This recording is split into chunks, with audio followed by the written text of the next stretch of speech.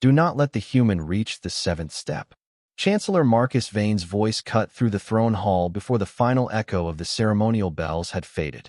Empress Vivian Cross sat beneath a crown of silver-black metal, elevated above 300 planetary delegates and 800 royal guards.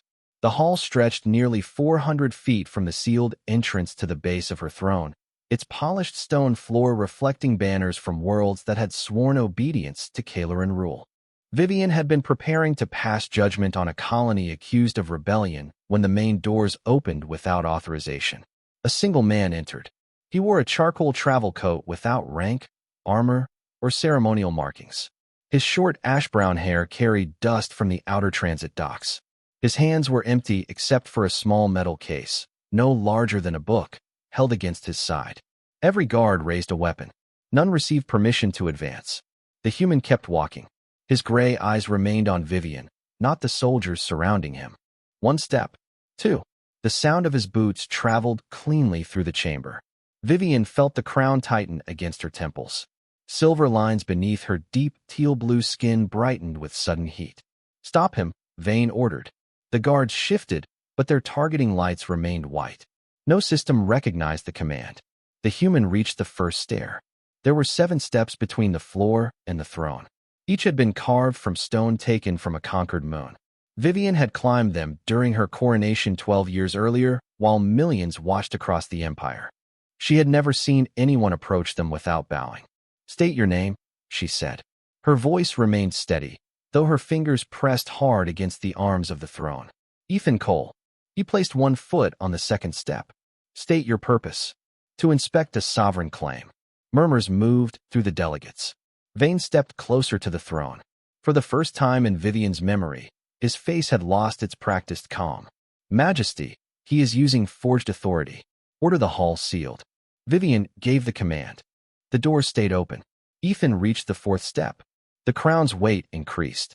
A pulse of heat moved behind Vivian's eyes, followed by thousands of distant signals arriving at once. Hospital power requests. Oxygen pressure warnings. Transit permissions. Grain route confirmations. She had lived with the noise for years, but now every signal sharpened as if the crown itself were afraid. Human, she said. 1 more step, and you will be detained. Ethan continued. 5th. 6th. No weapon discharged. No guard crossed his path. Vane leaned toward her. Do not let him touch the 7th. Vivian turned to him. Why? He did not answer. Ethan lifted his foot. For 1 second, the entire throne hall seemed to hold its breath. Then he stepped onto the 7th stair. Every ceremonial light went dark. The banners stopped moving. The translation system fell silent. Even the distant hum of the ventilation vanished. Vivian heard only her own breathing and the faint mechanical click of the metal case in Ethan's hand. The crown became ice against her skin. Ancient symbols appeared across its surface, glowing white beneath the silver bands. A voice emerged from the throne itself, older than the Kalaran language and perfectly clear in every delegate's mind. Custodian acknowledged. Sovereign claim suspended. Vivian tried to stand. Her body did not move. The silver lines beneath her skin flared from her temples down her neck. Ethan stopped 1 step below her. He did not smile. He did not bow. He set the metal case on the 7th stair and looked at the crown above her trembling hands. Your Majesty, he said quietly, I came to collect the crown. The hall remained silent. His gaze shifted from the metal around her head to the pain she could no longer hide. Whether you leave with it is your choice. Vivian tried again to rise, but the throne held her in place with a pressure deeper than metal. The silver lines beneath her skin burned cold. Ethan Cole saw the movement and stepped no closer. Do not force it, he said. The crown has already tightened its neural locks. Marcus Vane lifted 1 hand toward the guards. Detain him manually. No one moved. Their weapons remained raised, but the command bands around their wrists had gone dark. Ethan looked at the nearest officer. Your systems are not disabled. They are waiting for lawful authority. Vivian's breath shortened. I am lawful authority. You were, Ethan said, until the crown recognized a superior claim. The words stirred the delegates more than any threat could have. Vivian raised her hand toward the metal around her head. Her fingers touched the lower rim. Pain flashed through her neck and shoulders, sharp enough to blur the hall. She pulled away. Ethan watched the reaction, his expression changing from caution to concern. "How long has it been fused to you?" he asked. "Fused," Vane answered before she could. "It is a ceremonial neural interface." Ethan ignored him. "Your Majesty, when did you last remove it?" Vivian searched her memory. Coronation night, 12 years earlier. She had worn it through every treaty, every hearing, every emergency transmission. Even during sleep, the crown remained linked through a thinner silver band beneath her hair. "It does not come off," she said. Ethan's gray eyes hardened, but not at her. That was not part of the original design. He crouched beside the metal case and released 2 clasps. Vane took 1 step forward. "Do not open that." Ethan paused. "You know what is inside. I know humanity has no jurisdiction here. Then you should not be afraid of a maintenance key." He opened the case. Inside lay a flat piece of pale alloy, smaller than his palm, surrounded by old seals and fiber contacts. The crown reacted immediately. White symbols raced across its surface. Vivian heard thousands of distant alarms bloom inside her skull. Oxygen stations requesting pressure corrections. Hospitals calling for power balancing. Freight routes asking permission to move. The Empire did not speak to her in words. It entered her as heat, weight, and pain. She gripped the throne until her knuckles darkened. Ethan saw it. Every civic request passes through you. The crown prioritizes them. "No," he said quietly. "It is using you as a living relay." Vane moved between Ethan and the throne. "Enough. The Empress has governed through this system without failure." "How many hours does she sleep?" Ethan asked. Vane said nothing. "How many requests reach her nervous system every minute? How many emergency corrections are being routed through tissue instead of local control?"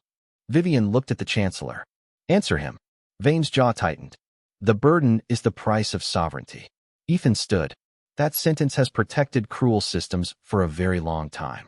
Vivian forced her voice steady. "Can you remove it?" "Yes." Hope rose too quickly. Ethan extinguished it with the next words. "Not safely. Not yet." He activated the pale alloy key. A map unfolded above the 7th stair, revealing thousands of lights spread across Kalaran space. Hospitals, oxygen farms, water stations, transit gates, food depots. Nearly all were connected to the crown through a single central channel. "If I separate it now," Ethan said, "the throne loses command authority before the local systems know how to operate alone."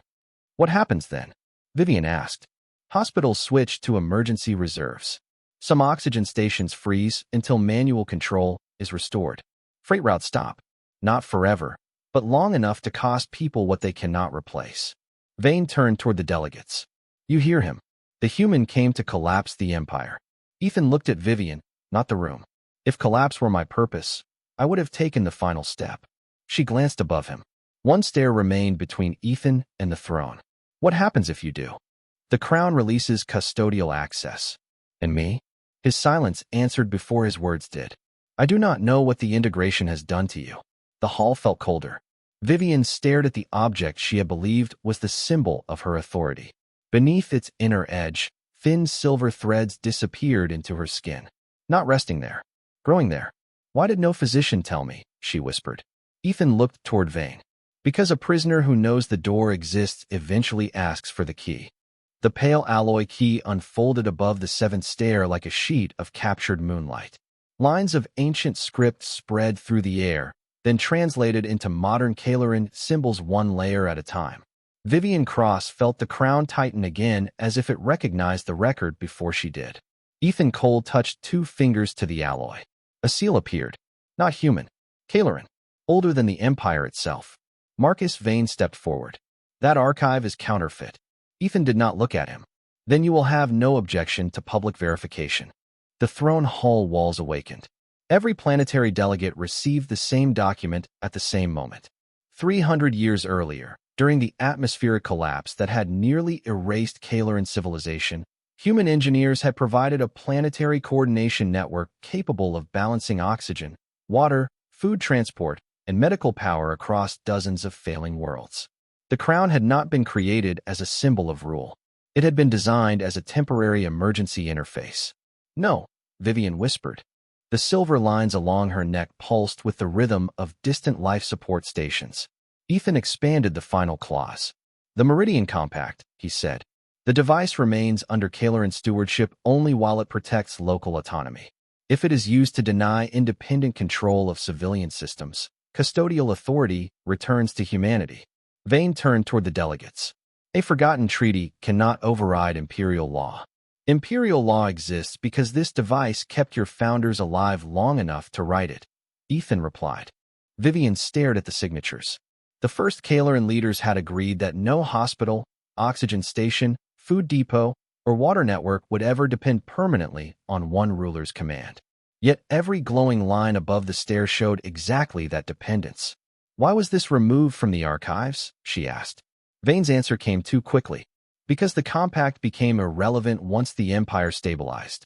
Ethan opened a second record. Revision orders. Education edits. Restricted historical classifications.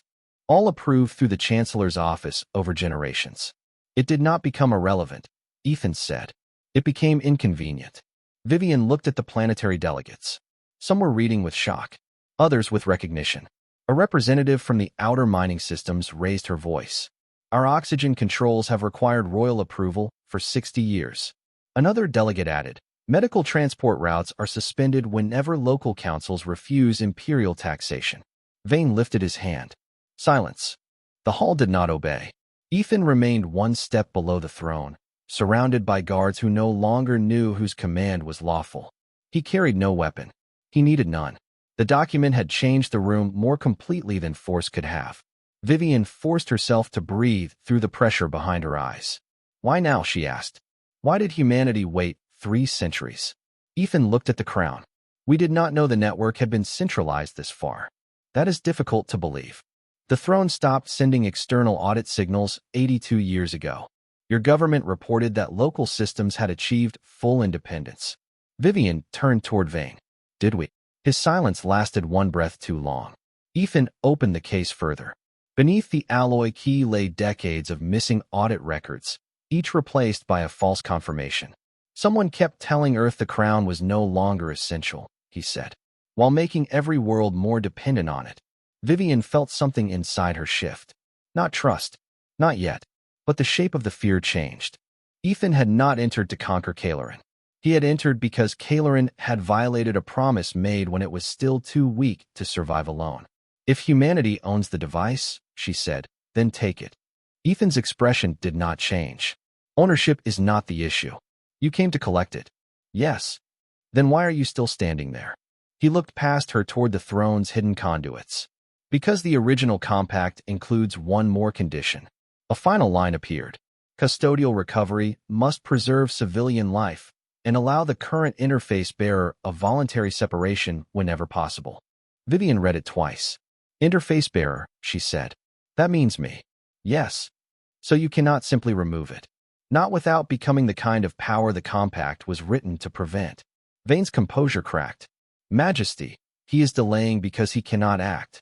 Ethan looked at him at last. No, I am delaying because I can. The crown pulsed hard enough to make Vivian's vision flicker.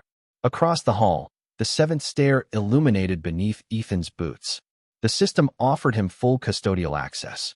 He did not take the final step. Your empire believes I came to claim authority, he said quietly. I came to return it. The difficult part is deciding whether you are willing to let it go before the crown decides for you. The crown answered before Vivian could. A surge of heat moved through the silver threads beneath her skin, and the throne hall disappeared behind a flood of distant alarms. She heard a hospital on a frozen moon requesting power. An oxygen station in the eastern systems reported falling pressure. 3 food carriers waited for transit clearance while a colony rationed grain. Each signal struck like a pulse behind her eyes. Vivian gripped the throne. Make it stop. Ethan Cole set the alloy key beside his metal case and lowered himself onto the 7th stair. He did not reach for the final step. I cannot stop it without separating the systems first. Marcus Vane moved toward the throne controls. Majesty, grant me emergency authority. I can stabilize the network. Ethan looked up. That is how she became the network. Vane ignored him and extended a command request. The crown offered Vivian a single confirmation. She hesitated. Ethan opened a local diagnostic instead.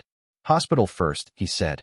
His fingers moved across a pale projection, tracing an old route buried beneath 3 centuries of central commands. Which hospital? Vivian forced the words through clenched teeth. All of them eventually. This one now. A small blue light separated from the crown map. Ethan reassigned its power balance to the medical engineers who were already working there. The request vanished from Vivian's mind. The relief was so sudden that she almost gasped. You removed it. I returned it. Another signal followed. Then another. Ethan worked without ceremony, releasing an oxygen farm to its local station chief, a water purifier to a municipal council, a freight lane to civilian navigation. Each transfer reduced the pressure inside Vivian's skull by a fraction. You could take control of all of them, she said. Yes, but you are giving it away. Control is the problem. Vane's voice hardened. He is dismantling Imperial Unity one system at a time. Ethan continued working. If Unity disappears when people can breathe without permission, it was dependency. The delegates watched as lights spread outward from the central crown map. Once, every line had led to Vivian. Now small networks formed around hospitals, cities, and planetary councils. The Empire did not go dark. It became less quiet. Local operators began speaking directly to one another for the first time in generations. Vivian felt their relief before the crown filtered it away. How long will this take? She asked. To make separation safe? Hours, if no one interferes. Vane glanced toward the upper gallery. The hall doors sealed. Heavy shutters covered the observation windows. A red symbol appeared above the throne. Succession protocol initiated. Vivian looked at him. What have you done? Protected continuity. You activated succession while I am alive. Your condition makes you vulnerable to outside influence. Ethan studied the new network layer. He is not trying to protect the throne. What is he doing? Vivian asked. Preparing it to replace you. The crown tightened. Silver light spread farther down her neck. Vane stepped into the center of the hall. The Empire cannot survive an Empress who surrenders authority to a foreign custodian. I have surrendered nothing, Vivian said. Not yet, Vane replied. But the system has already identified instability. Ethan opened a hidden channel beneath the succession protocol. Millions of new requests appeared, too many for Vivian to process. They were not emergencies. They had been generated deliberately. Every hospital, transit station, oxygen farm, and food depot was being forced to renew its dependence on the throne at once. Vivian's breath broke. Ethan rose from the stair and looked directly at her. He is flooding the crown until your body fails, or you give him emergency command. Vane smiled faintly, then advised her wisely. Ethan could have stepped onto the final stair. Full custodial authority waited inches away. Instead, he turned back to the hospital grid. Vivian, listen to me. It was the first time he used her name. The hall seemed to narrow around his voice. I can take the crown now, but the transition will be rough. Or I can keep separating the systems while you hold the network together. For how long? As long as you choose.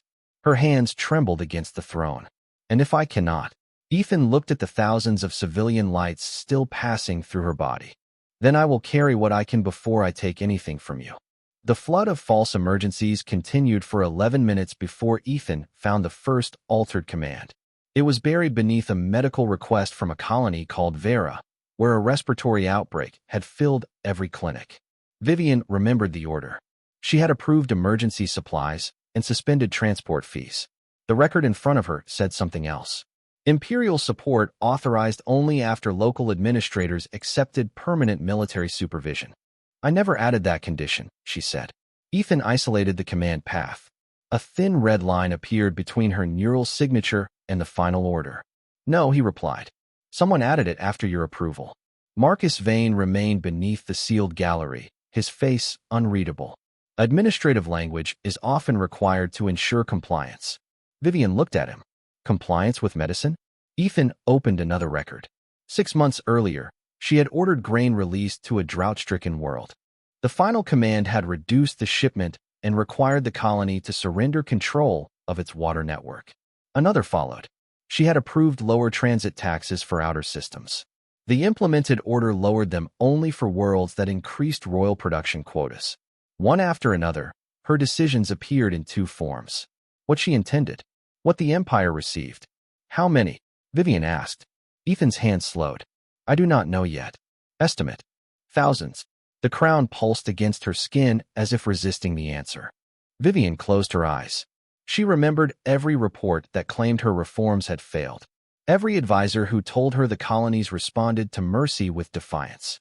Every time Vane had insisted that kindness without control invited disorder. The evidence now showed a different pattern. Her mercy had reached the outer worlds wearing chains. "You made them hate me," she said. Vane's voice stayed calm. "I preserved the authority necessary to keep them alive. You changed my orders. I translated idealism into governance."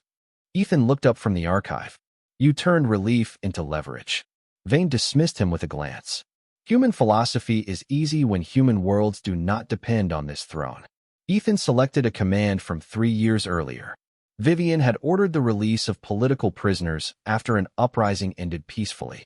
The delivered order freed only those whose families signed loyalty contracts. "Did you translate this too?" he asked. Vane said nothing. Vivian felt the hall grow distant. The crown still carried millions of signals through her body, but one pain now stood apart from all the others. She had believed herself burdened by leadership. In truth, her suffering had been used to authenticate choices she had never made. "Why show me this now?" she asked Ethan. "Because separation is not only technical. Meaning, if I remove the crown while you still believe every command was yours, you will spend the rest of your life defending a prison out of guilt." Vivian looked at him. "And if the people never believe me, that is not mine to decide. You could prove what happened. I can expose the records. I cannot demand forgiveness on your behalf." The honesty hurt more than comfort would have. Vane raised both hands toward the delegates. "This is manipulation. He is isolating the Empress from her advisors, destabilizing confidence, and rewriting context." Ethan opened the command architecture to public view. Every alteration carried a timestamp, access route, and biometric seal. Vane's. Not one. Hundreds. Then thousands. Delegates across the hall began receiving copies from their own planetary archives. The representative from Vera spoke first. "Our clinics accepted military supervision because we believed the Empress required it." Another delegate added, "Our water councils were dissolved under her seal." Vivian's fingers trembled against the throne. "I did not order that." The words were quiet. No one interrupted. "I did not order any of it." Ethan moved one step closer, still below the final stare. "Then say what you did order." Vivian looked toward the delegates, the guards, and the distant worlds connected through the crown. Her voice shook once, then steadied. "Medicine without occupation. Food without surrender. Air without loyalty contracts. Transit without punishment." One by one, Ethan restored the original commands to the public record. Across the network, red lines separated from her silver signature. Vane's hidden layer became visible at last. The Chancellor watched his control unravel and reached toward the succession console. Ethan saw the movement. "Do not," he warned. Vane pressed the command anyway. The throne issued a new directive through Vivian's nervous system, colder than all the others. One outer world was marked for immediate oxygen restriction. A message appeared before her eyes. "Confirm sacrifice to preserve imperial continuity." Vivian stared at the authorization seal, waiting for her consent. Then she understood what Marcus had been preparing her to become. Vivian did not confirm the sacrifice. The command remained suspended inside the crown, cold and patient, waiting for her consent. Far across Kalaran space, the outer world of Vera continued to breathe beneath a countdown only 3 people in the throne hall could see. Marcus Vane watched her from the succession console. Ethan Cole watched the oxygen grid. "If you refuse," Vane said, "the network will transfer authority to someone capable of preserving continuity." "You mean you?" Vivian replied. "I mean the Empire." Ethan opened the hidden protocol and traced its logic through the crown. "The transfer is automatic," he said. "If she rejects the order, the system declares her impaired and gives emergency control to the Chancellor." Vivian felt the silver threads beneath her skin tighten. "Can you stop it?" "Not without activating custodial access." "Then do it." Ethan looked at the final stare. "You have not chosen separation. I am choosing it now. Because a world is running out of time. Does that make the choice less real?" He studied her face. The pressure in the crown had turned the silver markings along her neck almost white. "Sometimes pressure reveals truth," he said. "Sometimes it only reveals fear." Vivian looked toward the distant blue light that represented Vera. Then ask me what you came here to learn. Ethan was silent for a moment. Do you want to keep the crown? No. Do you want humanity to take control of the network? No. Do you want Marcus removed because he betrayed you? Her golden eyes shifted toward Vane. Yes. She drew a careful breath. But not if removing him gives his power to someone else. Ethan's expression softened by a fraction. What do you want? Vivian listened to the signals moving through her body. Hospitals, water stations, freight crews, families waiting beneath oxygen towers. For 12 years, she had believed their dependence was proof of her duty. Now it felt like evidence of their captivity. I want every world to breathe without asking permission. The crown pulsed. The countdown over Vera reached 90 seconds. Vane stepped closer to the console. Beautiful words will not keep that planet alive. Ethan did not look at him. No, local engineers will. He reopened the Vera network and found 4 control teams already requesting manual authority. Their requests had been blocked by the throne for 17 years. Vivian stared at the records. They were ready. They were never allowed to prove it. Ethan released 1 hospital, then an oxygen farm, then a pressure station into local control. Each transfer removed another line from Vivian's nervous system. The countdown slowed. Vane tried to reverse the changes. The alloy key rejected him. You are fragmenting the Empire, he said. I am separating survival from obedience, Ethan replied. Vivian felt one more signal release from her mind. Relief moved through her body, followed by exhaustion so deep that the throne seemed to tilt beneath her. Ethan stepped onto the 6th stair again, but no farther. Why did you wait 3 years? She asked. I needed to know whether you were using the crown or being used by it. And what did you decide? Not until today. Vane gave a bitter laugh. He admits he came prepared to judge you. Ethan turned toward him. I came prepared to recover a dangerous system. Then he looked back at Vivian. Judging her would have been easier. What changed? She asked. Ethan brought up 3 years of hidden records. Vivian ordering reduced sentences. Vivian opening medicine reserves. Vivian refusing requests to isolate rebellious worlds. Vivian remaining connected through nights of neural pain because she believed disconnection would harm civilians. A tyrant protects the throne from the people, Ethan said. You protected the people from what you thought would happen without the throne. Vivian closed her eyes. I was still wrong. Yes. The answer was gentle because it was honest. But wrong and cruel are not the same thing. Vera's countdown reached 30 seconds. The final oxygen station requested independence. Ethan held the transfer open. This one must be authorized by the current interface bearer. Vivian lifted her trembling hand. The crown offered 2 choices. Preserve central command. Release local control. Vane spoke her title like a warning. Ethan said nothing. Vivian selected release. The signal vanished from her mind. Across Vera, oxygen pressure stabilized. The succession protocol activated anyway. White light gathered around Marcus Vane as the throne prepared to transfer control. Ethan looked at the final stair. Vivian looked at him. Now, she said, take the crown before it chooses him. The succession light climbed around Marcus Vane like a second throne. White lines connected his console to the crown, searching for a path through Vivian's nervous system. Ethan Cole stepped onto the final stair. The sound was small. The reaction was not. Every light in the hall turned pale blue. The guards' command bands unlocked. The sealed doors opened 3 inches and stopped. The crown released a tone so low that Vivian felt it in her ribs. Custodial access confirmed, the ancient voice said. Vane reached for the transfer seal. Complete succession. The system rejected him. He tried again. Complete succession under emergency law. Another rejection. Ethan placed the pale alloy key against the throne's lower conduit. The metal unfolded into thin branches of light that entered the floor and spread toward the planetary map. What are you doing? Vivian asked. Building somewhere for the network to go. You said it would take hours. It would, if he had not forced every system to reveal itself at once. Vane stared at the expanding map. You cannot distribute Imperial authority without Council approval. This is not Imperial authority, Ethan said. It is oxygen, water, medicine, and transit. None of them should have required a crown. The succession protocol changed tactics. A new message entered Vivian's mind. Preserve central stability by authorizing emergency extraction from Vera. The world she had just freed would lose oxygen reserves so the capital could maintain full power. It is asking again, she whispered.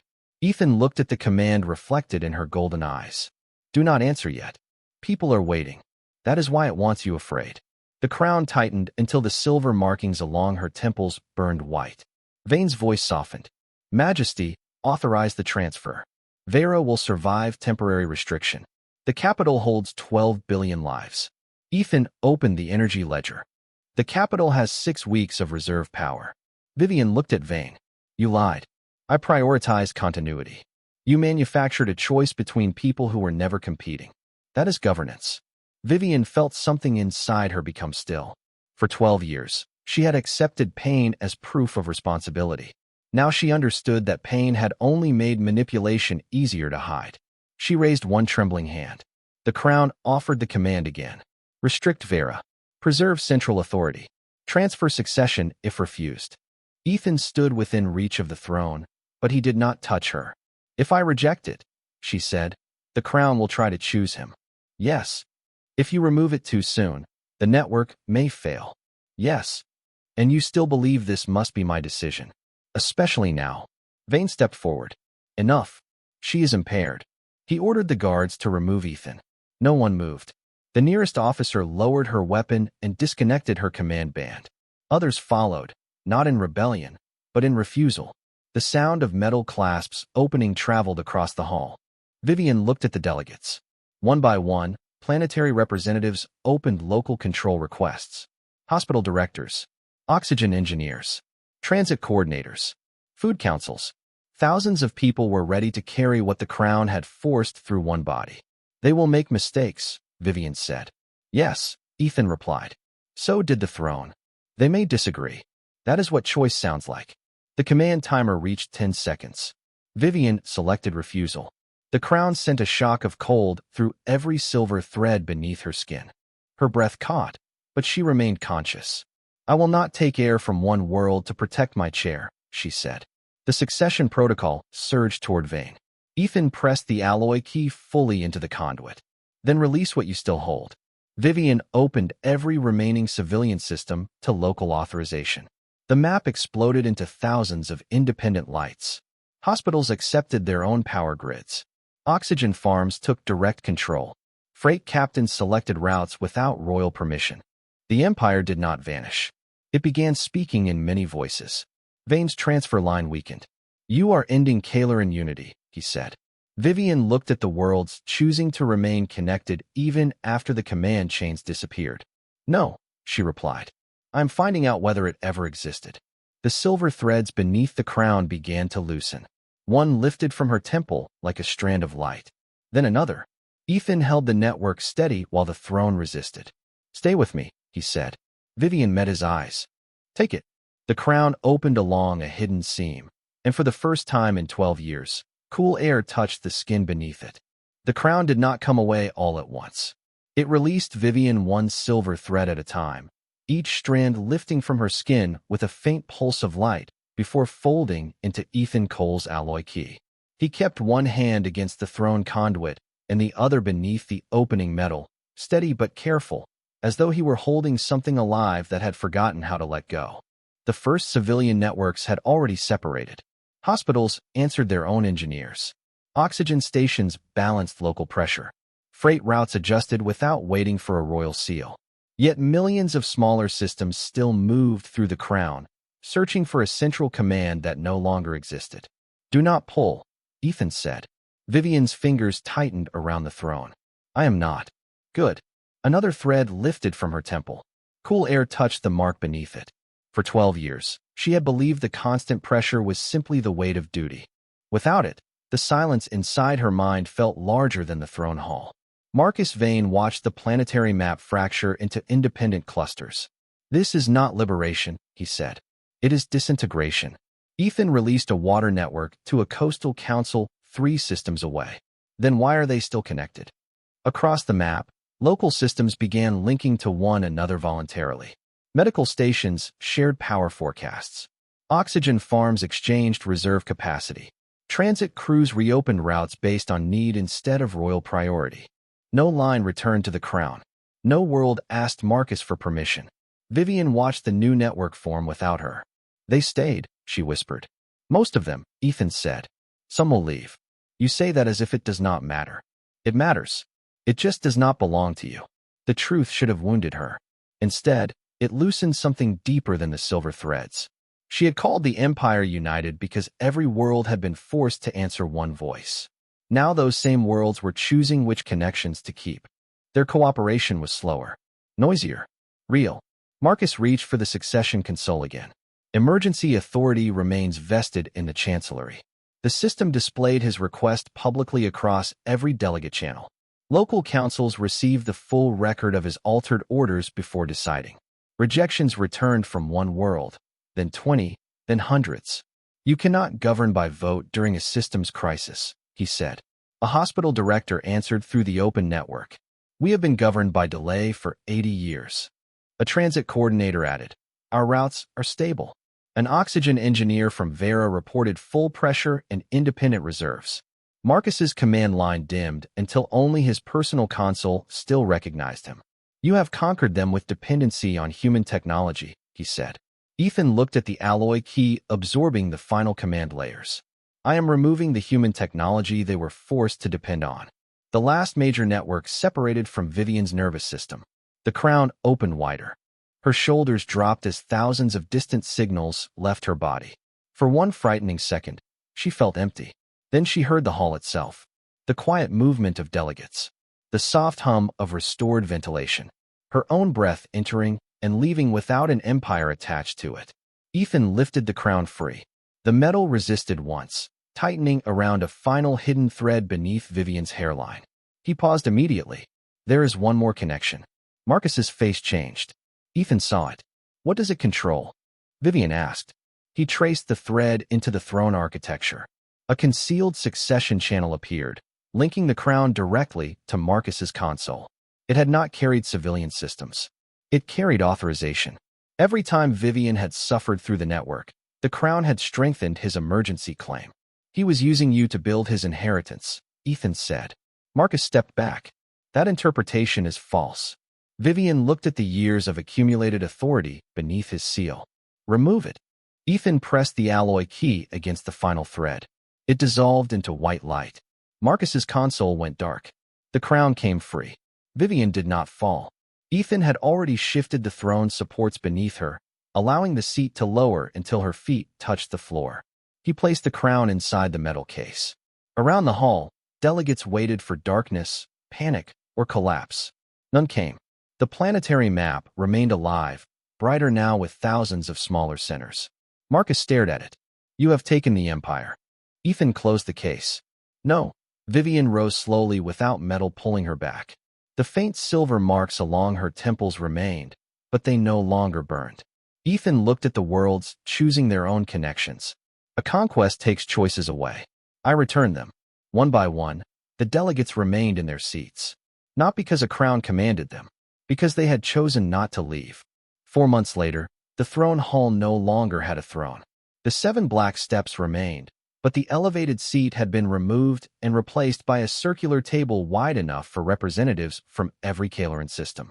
No chair stood higher than another. The banners still hung from the vaulted walls, though each world had chosen whether to keep its old imperial colors or display something new. Vivian Cross entered through the same doors Ethan Cole had once crossed alone. No crown rested on her head. The silver marks at her temples had faded to thin lines, pale reminders of where the neural threads had lived beneath her skin. She wore a simple black and silver diplomatic uniform without royal insignia. No guard announced her. No delegate stood unless they wished to. She took an open seat between a medical coordinator from Vera and a transit representative from the outer colonies. The network report began without waiting for her permission. Oxygen stability had increased across 83 worlds. Medical transport delays had fallen by half. Several systems had left the Alliance, but none had been threatened or punished. Others had joined under a new charter requiring local control of every civilian service. The Union was smaller than the Empire had been.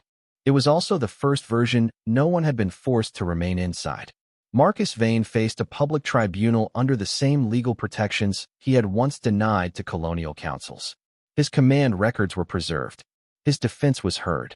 His access to public systems remained suspended, not by Vivian's order, but by a vote from the people who operated them. When the session ended, Vivian found Ethan waiting near the 7th step with the metal case in his hand. His charcoal travel coat had been repaired at one shoulder. He looked exactly as he had on the day he entered, except the dust on his boots now came from Kailoran Gardens rather than transit docks. "You are leaving," she said. "The custodial review is complete. Humanity wants the crown returned. Humanity wants it stored where no government can use it." Vivian glanced at the case. "Will anyone study it? Engineers will study how to prevent another one." The answer made her smile. "That sounds very human." Ethan looked toward the circular table, where 2 delegates were already arguing about water rights without asking a ruler to settle the dispute. "So does that." Vivian stepped beside him. The 7th stair no longer triggered security locks. Children visiting from a public school climbed over it while their teacher explained what the hall had once been. No one stopped them. "Did you expect to take my crown when you came here?" she asked. "Yes." "Did you expect me to survive without it?" Ethan was quiet for a moment. "I hoped you would." "That is not the same as expecting." "No." She looked at the empty place where the throne had stood. "I thought losing power would feel like becoming less. And now I hear fewer voices inside my head and more voices in the room." Ethan nodded. "That is usually how freedom sounds." Vivian's golden eyes moved to the metal case. "What will happen to the crown?" "Nothing. Nothing. It will not command, authorize, punish, or decide. It will become an object." She considered that. A quiet ending. Power rarely understands quiet until no one answers it. The departure doors opened beyond the hall. Ethan lifted the case. Vivian did not offer him a title, a medal, or a place on the council. She understood him well enough now to know he would refuse all 3. "Ethan," she said. He turned. "You came here to collect something that was never mine." "Yes." "What did you leave behind?" He looked past her at the delegates seated as equals, the open doors, and the children walking freely across the 7th step. "What was always yours?" Then he left the hall alone. Vivian returned to the table and took her place among the others. No bell announced her arrival. No one bowed. The empty space where the throne had stood said more than any crown ever had. He had come to collect her power, but the only thing he truly took was the chain that had taught an empress to mistake suffering for duty.